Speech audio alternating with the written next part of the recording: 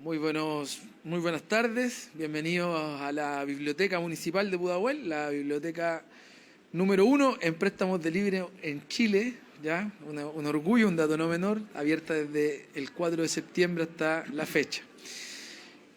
Agradecer la compañía de ministros, subsecretarios, subsecretarias, diputados, diputadas, directores de escuela, el director de Servicio Local de Educación y sobre todo de dirigentes y dirigentes sociales y de estudiantes, tanto de educación media como estudiantes que están esperando para ingresar a la educación superior o son también deudores de créditos educativos. Desde Pudahuel valoramos la instancia de los diálogos ciudadanos para una discusión tan importante como es la del financiamiento de la educación superior. No se puede pensar en una ley, en un proyecto de ley, sin pensar en que en una democracia son las familias, son las comunidades, son las comunas, son finalmente los ciudadanos y las ciudadanas los que deben incidir en cómo una ley avanza, cómo un proyecto de ley avanza y cómo se transforma en ley. Para nosotros es fundamental que derechos como la educación estén libres de un mal como es la deuda, que se contraiga con un banco, creemos que es aún peor. Entonces saludamos desde ya este proyecto, esperamos sea ley, no por una posición política de este alcalde, sino por la realidad que viven miles y miles de vecinos de esta comuna que han tenido que contraer esta deuda, que hoy día están sin trabajo, que hoy día están con trabajos precarios, que no terminaron sus carreras y que inciden finalmente en la realidad social de Pudahuel. Eso es lo que nos mueve. No nos mueve, también sí nos mueve, por supuesto, una postura ideológica, una postura en términos de la educación, de cómo concebimos la educación, pero por sobre todo nos tiene que mover a este alcalde y a los diputados y diputadas del distrito la realidad que viven miles de familias pudahuelinas, insisto, que ven con incertidumbre cómo van a costear la educación superior de sus hijos o tienen que destinar todos los meses una parte importante de su sueldo para pagar deuda. Así que bienvenido, adelante con esto, miramos esto con mucha esperanza y que los diálogos ciudadanos sean una realidad, ojalá en cada junta de vecinos, en cada comuna, para que esto se transforme en ley. Hola, buenas tardes. Me presento, soy Constanza.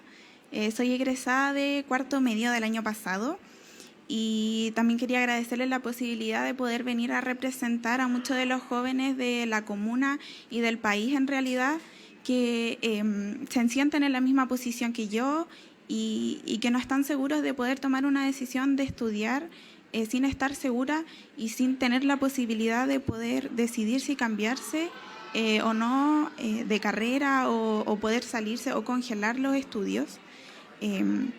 Me parece un proyecto que va a hacer que muchas personas puedan tener la posibilidad de tener estudios, de poder ser profesionales y que se pueda, claro, hacer que las deudas del CAE no sean tan grandes como las que tienen ahora y no sea un peso tan grande para las familias que tengan que postular nuevamente a poder estudiar. Así que muchas gracias. Muy bien.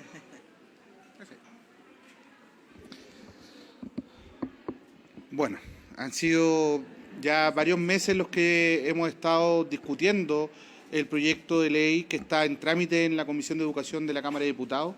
Nos parece súper relevante y en ese sentido agradecemos al alcalde de Pudahuel, Ítalo Bravo, en haber facilitado este espacio, el comenzar a incorporar elementos adicionales en la discusión que emerjan precisamente a partir del diálogo ciudadano, de escuchar la voz de quienes son las y los principales sujetos del propósito de esta ley, que son los estudiantes de educación superior y sus deudores.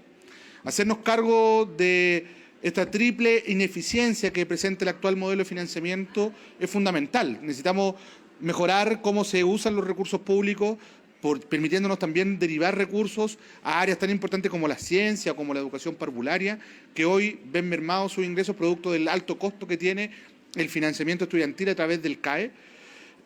También mejorar las condiciones financieras de las instituciones de educación superior, que tienen que desembolsar muchos recursos en solventar los créditos, particularmente de aquellos estudiantes que desertan en los primeros años de sus estudios.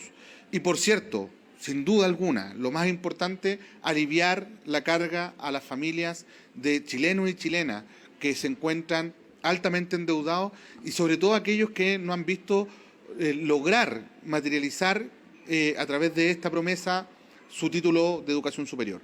Es por eso que hacemos un llamado a todos los sectores políticos y particularmente al Parlamento a escuchar esta voz ciudadana, a hacerse cargo junto a nosotros de avanzar en la construcción de los acuerdos necesarios para poder materializar este proyecto de ley en una ley de la República que venga a solventar estos tres elementos centrales: el financiamiento de las instituciones, mejores condiciones financieras para que el Estado pueda usar recursos en todas las necesidades que tiene el sistema educativo y, por otro lado, mejorar la calidad de vida de decenas, de centenares de miles de personas que hoy son deudoras del crédito con aval del Estado.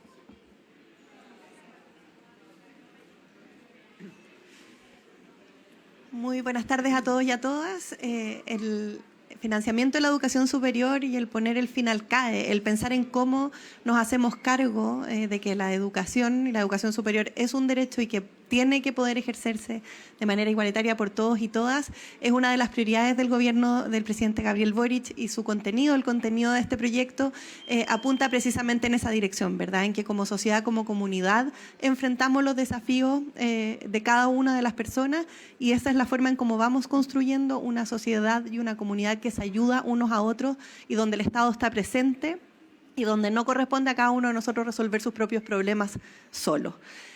También es característico de las políticas públicas que hemos impulsado como gobierno el que se hagan con una alta participación ciudadana, y es por eso que hoy día estamos lanzando estos diálogos que se van a llevar a cabo a lo largo de todas las regiones del país, que van a acompañar la discusión en el Congreso. Hoy día ya existen 50 comunas que están en proceso de definir fechas para estos diálogos que se van a proyectar hasta junio, julio. ¿Junio? Sí, hasta agosto. Y que precisamente lo que buscan es recoger las impresiones, las preocupaciones y los espacios de mejora de quienes son los destinatarios de estas políticas públicas.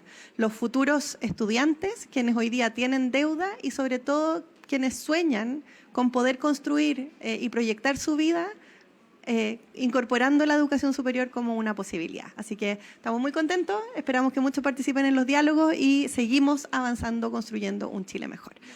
¿Hay muchas preguntas o pocas preguntas? Más o menos.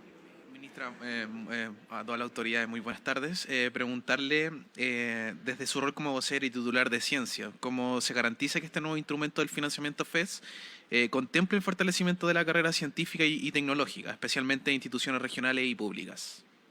Bueno, efectivamente, la investigación al interior de las educaciones, de las instituciones de educación superior es esencial y es un elemento que a su vez fortalece la formación de pregrado. Esto es un continuo, ¿verdad? Si queremos que el pregrado sea bueno, necesitamos que existan investigadores, que existan proyectos, que la investigación se desarrolle al alero de las universidades. Y es por eso que junto con el Ministerio de Educación hemos trabajado durante los últimos 2 años en crear el Fondo de Investigación en Universidades, que es un fondo que aspira a ser estructural y a financiar esto que debiera ser una actividad permanente de las universidades, que es el realizar la investigación. Pero también el proyecto FES, ¿verdad?, tiene un componente de responsabilidad fiscal y genera ahorros para el fisco. Y esos ahorros tienen que también destinarse a actividades que estén, por supuesto, relacionadas con el fortalecimiento de las instituciones de educación superior y también eventualmente de la investigación, y eso es parte de lo que estamos diseñando de la mano del ministro Cataldo, del subsecretario Orellana, de la Dirección de Presupuesto, del Ministerio de Hacienda, en fin, con todos los organismos de gobierno. Pero solo por simplificarlo, la investigación no está separada de la formación y como gobierno estamos comprometidos en fortalecer ambas. También solamente como último, hasta la fecha, en cuanto a cifras, números, este proyecto, ¿cuántas personas pretende o alcanza a llegar a ayudar? Y esta se la paso al ministro Cataldo, quizás, que es el dueño del proyecto. Bueno, el universo de estudiantes que está en el sistema de educación superior es alrededor de 1,5 millones de jóvenes. El sistema de financiamiento apunta a convertirse en un sistema universal para todos aquellos que no logran acceder a la gratuidad. Por lo tanto, descontando al 60% de los estudiantes más vulnerables que tienen gratuidad, sería un instrumento que logra abarcar al conjunto de los estudiantes de la educación superior, siendo el uso del instrumento voluntario. Es decir, no se obligaría a ningún estudiante a acceder directamente a este instrumento como una forma obligatoria, sino que sería voluntario para todo ello. Hoy día en gratuidad tenemos 700.000 estudiantes, por lo tanto estaríamos hablando de entre 700.000 y 800.000 estudiantes potencialmente accediendo a través del FES a la educación superior. También este instrumento FES elimina, por ejemplo, la exigencia del puntaje PAES y requisitos socioeconómicos para acceder. ¿Cómo se resguardará, por ejemplo, la calidad del sistema en este nuevo marco más inclusivo? ¿Y qué rol jugarán las instituciones en garantizar una formación pertinente y de excelencia? Bueno, justamente como intenta abarcar al conjunto del sistema el instrumento, también tiene que homologar condiciones equivalentes a las que tiene el crédito con aval del Estado respecto al acceso. Ahora, el sistema garantiza su sostenibilidad académica o la calidad, por decirlo de alguna forma, de una forma distinta a través del sistema de aseguramiento de la calidad y particularmente a través de los procesos de acreditación institucionales y también de algunas carreras que el sistema lleva adelante a través de la CNA y del subsistema de educación superior.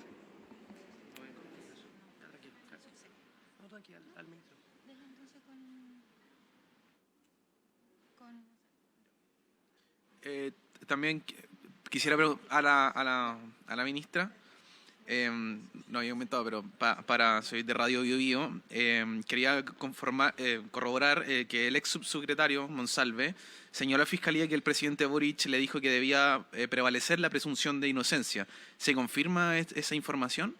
A ver, lo hemos dicho en varias ocasiones, nosotros no comentamos filtraciones y tampoco comentamos procesos judiciales que están en curso. Todas las autoridades de gobierno, incluido el presidente Boric, han estado completamente disponibles en aportar antecedentes a las distintas investigaciones, más aún en el caso del presidente, aún existiendo una eximente, más bien constitucional, ¿verdad? Aún la Constitución entregándole la facultad de no aportar antecedentes a la comisión investigadora, aún así lo hizo. Eso es todo lo que tenemos que decir como gobierno y respecto de las filtraciones y de los procesos en curso, nosotros no tenemos comentarios. Perfecto. También en otro tema, ¿cómo se toma el gobierno la petición, por ejemplo, de la CUT de subir el sueldo mínimo a 725.000 pesos en el más corto plazo, considerando el bajo crecimiento? A ver, nosotros como gobierno hemos impulsado una agenda en materia laboral que ha sido no solo ambiciosa, sino que con resultados muy concretos y muy valorados, creemos, por la ciudadanía. El aumento histórico del sueldo mínimo a 500.000 pesos, que ya va en 510.000 pesos, fue resultado además de un acuerdo con la CUT, con los trabajadores, pero también con las empresas, ¿verdad? Con las pymes en particular, y se llevó adelante de una manera que pudo combinar el derecho de los trabajadores con el impacto que podía tener en las empresas. Esa es la lógica con la que trabajamos en esta materia. Con 40 horas se hizo lo mismo, ¿verdad? Avanzamos en materias que son esenciales de los derechos de los trabajadores y lo hacemos de manera responsable, progresiva, asegurando que los impactos sean los adecuados. Respecto de la CUT en particular, el derecho a manifestarse es un derecho que todos tienen. El hacer estas solicitudes, por supuesto, son parte del debate democrático y como se hace en todas estas ocasiones, se toman las propuestas, se analizan, se estudian y se trabaja en torno a cómo seguir avanzando una agenda que es esencial para este gobierno y que esperamos lo sea para el próximo gobierno también. Claro, porque en eso mismo también quería agregar a eso, cómo también asume el gobierno, por ejemplo, la presión del gremio, considerando que esto se suma al paro que convocó la organización. Es que creo que el que las personas se manifiesten es parte del diálogo y de la construcción de opiniones en sociedad, siempre y cuando sean manifestaciones pacíficas, por cierto. Como gobierno tenemos una conversación permanente con los trabajadores a través de la CUT, con las empresas a través de los gremios, en el Parlamento, y por lo tanto esto es parte de un diálogo habitual que se tiene que dar en una sociedad. El compromiso del gobierno con la agenda de derechos laborales ha sido, creo, clarísimo, con resultados como el salario mínimo, como las 40 horas, y donde el principio rector en cada uno de estos casos ha sido el de avanzar en los derechos de los trabajadores con responsabilidad respecto del impacto que esto pueda tener en el sector productivo y en las empresas, y esa es la misma línea en la que vamos a seguir trabajando hacia adelante. Gracias. ¿Ministro? Sí. Con respecto al proyecto presentado hoy, FES, dos cositas muy cortitas. Primero, si nos pudiera contar más acerca de estos diálogos ciudadanos, ¿se van a dar a través del país? ¿Hay una planificación a través de los maes? Este es el primero, pero van a haber más. Y segundo, usted comentaba en su discurso que existió una etapa prelegislativa en donde se conversó desde el Partido Comunista hasta el Partido Republicano, ¿cierto? Se acogieron las distintas ideas y el proyecto finalmente se presenta de alguna manera considerando las opiniones de todos hasta cierto punto, obviamente. Ahora, la pregunta es, ¿esas conversaciones siguen hoy día? Porque cuando uno conversa con los parlamentarios de oposición, muchas veces nos dicen que una gran crítica es el financiamiento de este programa, ¿cierto? El financiamiento de este fondo. Hay crítica al ministro Marcel también en el sentido de que si la recaudación va a ser a través de impuestos, no estarían disponibles los votos. Entonces, ¿las conversaciones siguen abiertas en ese sentido? ¿Cómo se va a hacer para que el desenlace a la larga de este proyecto sea positivo para el gobierno?